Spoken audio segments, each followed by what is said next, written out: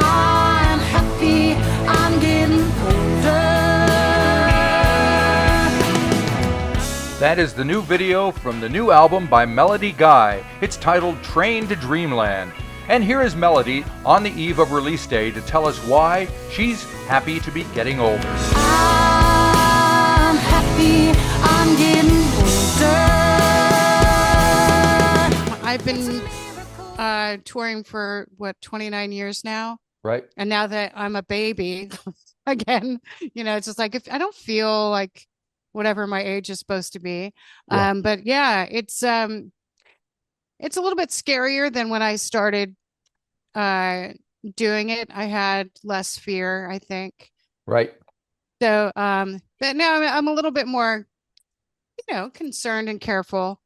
Good thing I don't drink or party. So All right. Yeah. I know where I'm at all the time. That's helpful. Well, on the subject of age, you have a song called "Happy I'm Getting Older." I just think Yes. I think you just released the video of it, and Did. so that's very exciting. So it's nice to hear because I run it. I'm significantly older than you are, and it's a thing dealing with that, especially in the music biz and whatever. And people Yeah. have all these preconceptions about how you should be when you hit certain numbers. And then when they don't line up, things can go haywire. So tell me Right. where are you coming from? What inspired you to write it? Well, I was an abused wife, Oh, and young mother, and I wasn't allowed to play music for 10 years while I was married to my first ex-husband. right. Now I'm on lucky number 4. Oh, I'm good on doing you. good. Finally got the right one. So when I got divorced within the first year, I got my first record deal. Uh-huh. And but it was very scary, and I had been through some pretty traumatic things that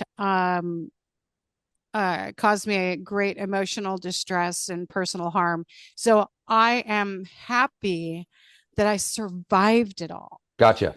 Happy, and I want to be inspiring the other women who think, oh, my life's over.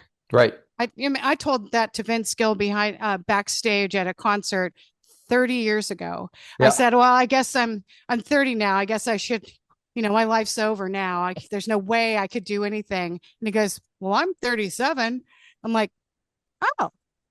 And then I started playing in coffee houses. In my first coffee house, I made $400. Ah, So I had 3 small children, and look, I didn't think I was tough as nails, but I totally am. right. Sounds like it. Yes. Yeah. Yeah. Well, that kind of But explains. I was looking at your discography, and you have 3 previous albums, and they're very spread out over the years. 2008, 11. This is my 11th. 11. I only found 3. Oh, Well, that's a problem. well, I had a guy who was stealing my music online, and so Okay. I That is, had to take everything off and right. restart. And that's another thing about, being in the business and being anybody, not just a woman, but it's Right. easier for people to take advantage of us, I Sure. think. And I have been guilty of being very gullible Yeah. in the past, and I'm kind of over that now. I don't care. You can't take nothing from me, man. You know what I mean? Yes, I do. So, Yeah, yeah, yeah. yeah. Oh man. All right. And how did you feel about making the video? Do you enjoy being in front of the camera and doing those kind of things? Sometimes I do. Yeah. This was a video that I made. I started on my own, and my friend Joe Brandt uh uh made the editing fluider and made it look real pretty. Right. But I did like 100 takes. Oh, okay. I'm That, not gonna lie. fair. Oh, it was Well, so easy. No, dude. No, even though I'm happy I'm getting older, not necessarily, I don't want to, look older than I feel. yeah. Nobody does. Like, I don't want to remember me like that, So I'll overtake it, I don't care. Yeah, yeah, yeah. Well, I was a video editor by trade before I retired, so I understand how these things happen and how they're shot. And everybody goes, just one more take, just one more take. And of course, there's, 25 hours later, you're still doing it. Yes, and I read online the first take is usually the winner. That is a fact. And it was actually that fact. That is true. It same goes in the studio sometimes with vocal takes and things like that. Yeah, yeah. So tell me, what was it like in the studio with you making this record? What was the vibe like? Because you were self-produced on this one, right? Yes, self-produced. You know, I got to record at the Florence, Alabama high school. Uh-huh. They have, my friend is the art director there, Jerry Foster, and he's like, come on down and use the studio, because I'm like, you know, my music doesn't pay like it used to. That's a fact. It's like we're making art to feed the algorithm now, and so people don't make as much money as they did, so you have to really go out there and bust it on the road, and that's what I've been doing for a long time, and that's how I make my money. So it's expensive to make a record, so I used the studio. The teacher was the bass player, and he's amazing. Comes from a long line of musical genius people. Yeah. So Michael Ivy, and then I used my drummer friend Jay Took, who's Canadian. He's just amazing. He played on my Diamond on the Street record, Okay. and did that, and then my friend Chaz Williams, you remember Nancy Griffith? I do. So I opened for her in 1999 Nice one. at Sokol Blosser Winery in Oregon. Uh-huh. And we've been friends ever since 1999. And Nice. so this is the third record he's played. So I sent him the tracks. He played on everything. Um, just and my daughter, Yep. I shipped her the tracks, and she's in Portland, Oregon. She's in a band called Sit Pretty, and they're like post punk, like shoegaze. You know what Okay. Yep. shoegaze Yeah. is? Shoegaze is very popular down in these parts. Oh, awesome. Well, they would love Sit Pretty. Yeah. Because one Um, thing I realized about Kiwis is they're kind of shoegaze is a natural position for them on stage. They didn't get the idea when even the biggest kind of rock stars in New Zealand, they're very reticent to. They have a thing called the tall poppy syndrome here, which is the opposite of in the U.S., where everybody tells you you're going to be president from the moment you're born. Uh, in here, it's tall poppy. If you get too high, they cut you down. So oh, so you got to kind of stay in your place. And so they right. kind of literally play with staring down at the floor, which is what shoegaze is all about. That's cute. Cute Well, my and annoying. daughter's, yeah, my daughter's the front man Oh, of the good. band. So her name is So what? Delaney? Delaney Smith, yes. And she's in Sit Pretty, PDX.com, or what is it? It's on Bandcamp. Okay, yeah. Everybody's on Bandcamp Well, now. that's a good So place actually. Sit Pretty, PDX. I see And they they're just for, banned AI music from Bandcamp. Do you have any thoughts about that? uh, yeah, okay. I don't think it's cool. The one thing is being, a musician nowadays is you can't always afford to get the musician. So I Sure. did try out Suno I put in my music, like a Yeah. guitar vocal, put in your arrangement and everything. It comes out like freakishly good, I but it it makes me is kind of mad. scary how good it works. I have a friend of mine. He's a 77-year-old retired advertising executive who's got more money than he knows what to do with, and he just plays around writing songs and making these quote unquote demos, which any kind of voice. Not he doesn't sing on any of them, but they all sound Yeah, amazing, and he types his lyrics in there, and the rest it turns into these beautiful. It's it's very frightening. sick. And I I mean, yeah. So anyway, but back to your daughter. What does it feel like having your daughter singing harmony with you on these things, She's done harmony on a lot of my records, right? and she's been singing with me since she was little. And in that video, you can see me singing with her. She's sitting next to me, and she's going blah blah blah blah. And so while I was married to my first ex-husband, I wasn't allowed to play music unless my parents came over. Oh, I see. And my dad put up the camera Right. and was interviewing me and saying, okay, this is, old paint. This is, so that was that video, part of the video and I had just had jaw surgery. And my face was still swollen, but I was allowed to play then. And looking back now, I have come so far, and you're not done when you're 30. You're No, not done. And no, maybe you're not done when you're 61. So, or he's you know, 70 in my case. yeah, we're still rocking, Well, right? what else are you going to do? That's the problem. The Right. alternative is And we know more. We have got depth. I mean, that's what I think is that I was happy to get opportunities to sing when I was younger. right. Um, and that's great. I mean, I used to sing with my dad in McDonald's at for variety night, and Right. they dressed me up in the fancy dresses and the shiny shoes and the painfully curled hair. And I would sing, Stop the World and Let Me Off, Feelings, Crazy, Songbird, or was it Snowbird Snowbird, by Anne? Anne Murray. Yeah. And I would make all the old ladies cry, but that was awesome to get the opportunity to sing. But I gave up when I was 19. I got kidnapped at gunpoint. Oh my God. And then I moved with my sister to Reno. We took off in my dad's Eldorado. That sounds like a song right there. I'm telling you. Yeah, right? And then I just was scared. I was scared for years. And then that whole ex-husband thing. Yep. Yeah. Thank goodness I got the nerve to do it, you Yep, know? yep, yep, yep. And so, one of my favorite songs on the album is Oregon. So, tell me about your experience in Portland and what made you move.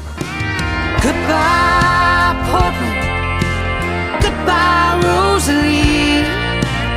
I'm the one leaving you, not the one leaving me. California waits across the line. Can't believe it took so long. Just 300 miles, I'll be Oregon. I was born in Portland, Oregon. Okay. My grandmother's name is Rosalie, and I was born on her 50th birthday. And so I wrapped in all the things, the bad things, right into her name. Because, like, at her funeral, my cousin Patty, my mom's cousin Patty, said, "Well, looks like you'll be seeing a lot more of me now that she's gone," and we did. Yeah. Because she hurt a lot of people's feelings, but she had some good things about her. I don't want to just discount her whole person. Sure. But she could can. She was a Rosie the Riveter and everything. But Right. all the ex-husbands that I left in Oregon, and California, but in Oregon, and the things that had happened there, I just wanted to get out and just like, the F you kind of thing. But you always want to go home. Yeah. Like I dream about it now. I dream about driving in traffic on the 99. Yep. Yeah. Yes, I have flashbacks to my previous life in the United States as well, so it never goes away. Yeah, you're living in paradise. Wow. There is that to it, yes. Although it doesn't look very like it today, but it's kind of drizzly. But hopefully, but the thing is, it's very changeable. It could change completely within an hour, and the sun will be out. So that's so cool. yeah. So we just had big Ed Sheeran shows here in the last couple of days. So the whole city's been flooded with people going to see him. I love him. He's so talented. Yep. He's very popular here. I've seen him a few times, but I figured I didn't need to see him again. I think I got the gist of what he's doing. Now tell me about your song "Talk to Yourself," because you have a friend that's no longer with you that's kind of inspired it or duetting with you, as a matter of fact, on it, right? Talk to yourself as a good mother would. Talk to yourself as a friend. Be kind and forgiving when no one else will. And happiness will find your heart again. Your heart again. Yes, he is duetting with me, which I found the recording after he passed because we were all looking for the songs that we wrote with Mark. And this is after I made this post on Facebook. I had said, you've done the best you could do with this day. Nobody could have done it better. I was trying to encourage my son without doing it, but just posting it. Yep. Just saying, don't give up on yourself. And I meant it for myself as well, because this business is not easy. I didn't choose, or life didn't choose it easy for me. It's a good thing I have a good personality. It is. Right? Right. Right. So when I got to Mark's house for our co-write, he said, that post that you wrote last night? He goes, that's what we're writing today. I'm like, cool. And the line, talk to yourself like a good mother would. That's a very important line because, a mother is one thing, but a good mother is another. Mm-hmm. Even better, my mom used to say I'm my own worst enemy, the way that I treat myself, Right. and talk to myself. So it's talk to yourself like a good mother would. But it's my story. It's a lot of people's story, and I write with veterans out at Amy Grant's farm, Right. with music therapy retreats. Mac Bailey heads that up, and Mark had suggested that I go do that. He said you'd be great at it. So I came over and I did it. And he said that he's paranoid every time he does it. And so I'm like, good, because I'm terrified, because you want to give him the best story. But he plays he used to play the song at the retreats, and he was just magical. And he asked me to get up and sing harmony, and I just watched him play. Like Right. his voice, you heard it on the recording. Sure. Just absolutely from the gods, So Yeah, why did you but he's- decide? Why did you decide to call the album "Train to Dreamland"? I know there's a song of that title, but why was that the one that kind of wanted to represent what's on this record? I got worries, I got troubles, but I must push them aside. If I catch that train to dreamland, I could fix them all in time.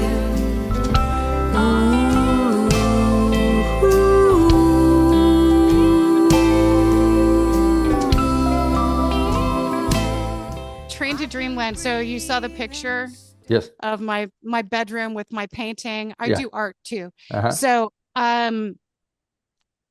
it's because a lot of times when you get to sleep, if you get to sleep, if you fall asleep, which I have a hard time doing, I feel like that's the place where you can fix things. Like you can go back in time and you can fix things. And basically, if I could, I would, but I can't. But it's in dreamland where you can. Gotcha. You can access that part of you, Uh-huh. or the memories or the things that you would have done differently or fix things. But yeah. And I wrote it in my sleep, actually. Oh, okay. Yeah. The waltzes usually come in my sleep. So and I write a lot of waltzes that I go in and out of sleep, and like in truck stops and on the road and stuff. But that's what it is that because I guess the trick is to remember the stuff that you dream about, right? Do you have a trick to be able to do that? Because I know I've had dreams and go, man, that was amazing, and then I go to describe it to somebody else, like I have no idea what I'm talking about. Well, the thing about my sleep patterns is I don't sleep for long. Oh, okay. For those brief seconds that I do, I'm like, okay, we got to write this down. I've got my phone. I'll sing it into my phone, and that's how it happens. Yeah. So what are you doing on release day and to celebrate and in general from here on in? Well, KD is going to bring, my friend KD is bringing cupcakes. Oh, there you go. Now we're talking. So, it's a party. Yeah. I'm jazzed about it.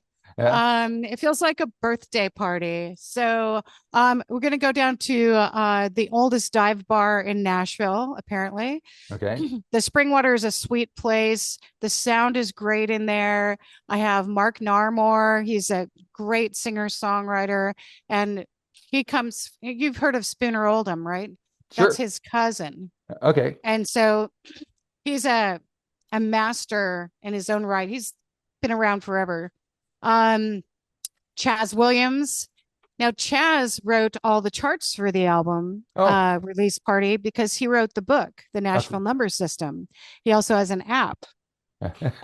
So he's going to be playing guitars. Mike Daly from Hank Jr.'s band is playing pedal steel. We've got Heather Thompson.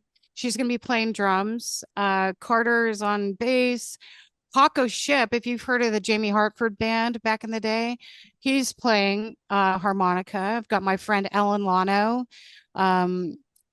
She wrote a Susie Boggess hit. She's singing harmony, and my friend Irene Kelly Johnson is going to be singing harmony with me too. Delaney's got her own show in Portland, Oregon that night. So she's still in Portland. So you're going to take it on the road? Are you going to tour or what? Yes. Yep. Yes. I am going to be out on the road probably March. And then I don't know if I'm sure it's okay to say it. I'm going to be on Woodsong's Old Time Radio Show February 16th, which is a big deal for songwriters. Cool. I don't know if you've heard of it. I haven't, but there's a lot I haven't heard of, so that's all right. Yay. Sounds like fun. Well, it's going to be cool. Yeah. All righty. Well, hopefully you get down to this part of the world one of these days. We'd love to have you. Americana is quite popular down here. And we have several artists that kind of travel back and forth to Nashville. Have you heard of Tammy Nielsen? Yes. She lives in New Zealand. But she's originally Canadian, moved here, and now she's kind of become popular over there. Nice. Like that. Yep. So there's Vanessa McGowan. Do you know her? She plays bass in Nashville. No, but I love girl bass players are cool. She's very good. You should find her and get her on your record. Should be good. Okay. So that sounds good to me. All righty. Very good. I'll wrap it up. Thank you for spending time talking to me. Good. Have fun on release day with those gigs and enjoy yourself. Thank you so much. Thank you very much. Thanks, Marty. If you enjoyed this episode of the 13th Floor's Music Talk series, please be sure to subscribe to the website or to the YouTube channel. Follow us on Facebook or Instagram and wherever you find your podcasts. There's a whole lot more to discover.